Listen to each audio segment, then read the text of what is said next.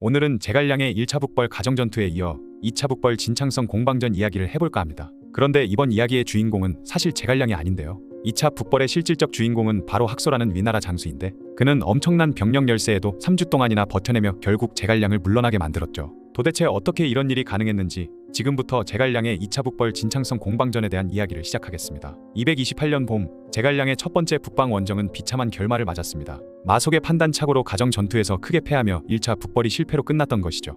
그런데 그해 5월 예기치 못한 전개가 펼쳐졌는데 바로 오나라와 위나라가 석정에서 대규모 전투를 맞붙은 것입니다. 이때 위나라의 대사마 조유가 오나라의 명장 육손에게 완패하면서 위나라는 서부 방면의 병력을 동쪽 전선으로 급히 이동시켜야 했기 때문이죠. 제갈량에게 천재일우의 기회가 또다시 찾아온 것이었는데요. 관중 일대의 수비가 허술해진 틈을 노려 재차 원정을 시도할 수 있었기 때문이죠. 하지만 이번 상황은 전과 달랐습니다. 충분한 시간을 들여 준비했던 1차 북벌 때와는 달리 이번엔 서둘러 행동해야 했죠. 그러나 위나라의 총사령관 조지는 제갈량의 의도를 정확히 파악하고 있었습니다. 제갈량이 기산 방면에서 좌절했으니 재차 침입한다면 반드시 별도의 경로를 택할 것이다. 조지는 벌써 228년 초봄부터 학소에게 지시를 내렸습니다. 진창성의 방어체계를 한층 더 견고하게 만들라고 말이죠. 진창성은 한중에서 관중으로 향하는 기공로의 핵심 거점이었기 때문에 촉군이 여기를 차지하면 장안까지 군대를 움직이는데 훨씬 수월해질 수 있었습니다. 그래서 제갈량은 진창으로 공격해 들어올 것이라고 예상했고 조진의 판단은 완벽하게 적중했죠. 그럼 진창성을 수비하고 있던 학소는 어떤 인물이었을까요? 사실 그는 이 성을 처음부터 건설한 당사자였습니다.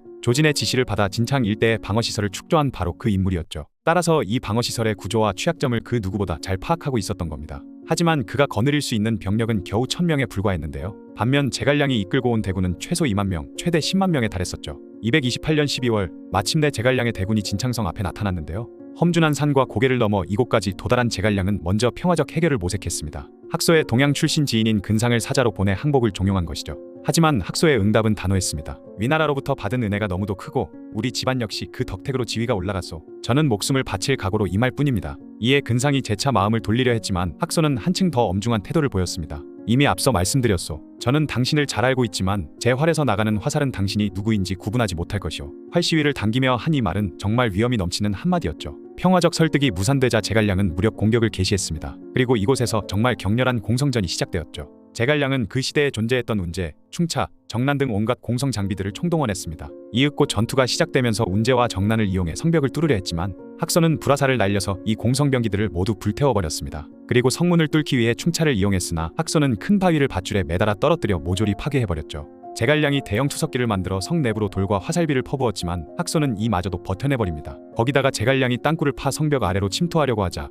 학소 역시 횡방향으로 땅굴을 파서 이를 차단했죠. 서로 간에 이보다 더 대단한 공방전은 있을 수 없을 정도로 치열한 접전이 이어졌으며 한순간도 쉬지 않고 20일에 걸쳐 이런 격렬한 공격과 방어가 계속되었습니다. 그런데 제갈량에게는 결정적인 문제가 있었는데요. 바로 식량 등 보급품이 부족했다는 치명적 약점이었죠. 서둘러 준비한 원정이라 겨우 열흘 정도의 군량만 준비했던 것이었습니다. 그런데 예상을 뒤엎고 진창성이 20여일이나 버텨내자 상황이 더욱 다급해진 것이죠. 설상가상으로 진창성이 촉군에게 공격당하고 있다는 걸 알게 된 조예가 서둘러 장압에게 명해 3만의 지원군을 파견했습니다. 이때 다급한 조예에 비해 장압은 굉장히 침착했는데요. 조예가 그동안의 진창이 점령당하면 어찌할 것이냐고 우려 섞인 말을 하자 장압은 제갈량이 보유한 식량은 열흘분도 채 되지 않을 것입니다. 제가 그곳에 당도하기도 전에 제갈량은 이미 후퇴했을 겁니다 라고 대답했다고 하죠. 아무래도 장압은 학소의 뛰어난 능력을 알고 있었던 것 같네요. 그리고 실제로 장압의 판단이 정확했습니다. 장압의 지원군이 남정에 당도하자 제갈량은 마침내 철수를 결정했죠. 이에 장압은 후퇴하는 촉군의 뒤를 치기 위해 휘하 장수 왕상을 보냈습니다. 그런데 왕상이 지나치게 성급한 추격을 하다 제갈량이 미리 설치한 복병에 당해 목숨을 잃고 말았죠. 제갈량도 손 놓고 당하기만 하지는 않았던 것입니다. 어쨌든 이렇게 해서 제갈량의 2차 북벌은 촉군의 막대한 피해만 입고 막을 내리게 되었죠. 그러나 많은 사람들이 제갈량의 2차 북벌을 실패로만 보지만 사실은 그렇지 않습니다. 제갈량이 형 제갈근에게 보낸 편지를 보면 그의 진짜 목적을 알 수 있기 때문이죠. 제갈량은 수양소곡 지역은 지형이 험준하고 하천들이 복잡하게 얽혀있어 대군이 통과하기 힘든 곳이지만 이미 선발대를 보내어 도로를 개척하고 있습니다. 이를 통해 적의 전력을 완전히 분산시킬 수 있어 그들이 병력을 나누어 동방으로 진군하는 것을 저지할 수 있을 것입니다. 라고 편지를 보냈는데 즉 제갈량의 목적은 단순히 진창성을 점령하는 것만이 아니었던 것입니다. 위나라가 오나라 쪽에 집중하고 있던 군사력을 다시 서쪽으로 돌리게 만드는 것도 2차 북벌의 주된 목표이기도 했던 것이죠. 그리고 이 목표는 달성되었습니다. 조예가 급하게 장압을 소환해서 진창성을 구원하게 했으니까 말이죠. 한편 학소의 방어는 정말 놀라웠습니다. 1000명으로 수만 명을 상대해서 3주나 버텨낸 것은 분명 대단한 일이었죠. 그렇지만 냉정하게 보면 학소가 제갈량보다 뛰어난 병법가라고 보기는 어렵습니다. 제갈량이 급하게 준비한 북벌이라 군량이 부족했고 애초에 장기전을 염두에 두지 않았기 때문이죠.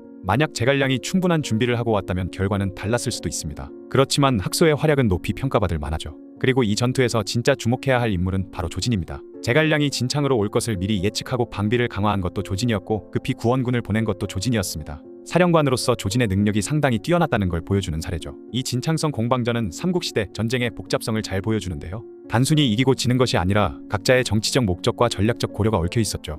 제갈량에게는 오나라와의 동맹 관계를 고려해야 했고 위나라에게는 양면 전쟁의 부담이 있었습니다. 그리고 그 속에서 학소라는 한 장수의 충성심과 용기가 빛을 발한 것이죠. 특히 학소가 죽기 전에 남긴 유언은 정말 인상적이었는데요. 나는 평생 무장으로 살아왔지만 그것이 반드시 좋은 일만은 아니었다는 것을 깨달았다. 여러 차례 남의 무덤을 파헤쳐 얻은 목재를 전쟁 도구로 사용했기에 성대한 장례가 죽은이에게 별다른 도움이 되지 않는다는 사실을 잘 안다.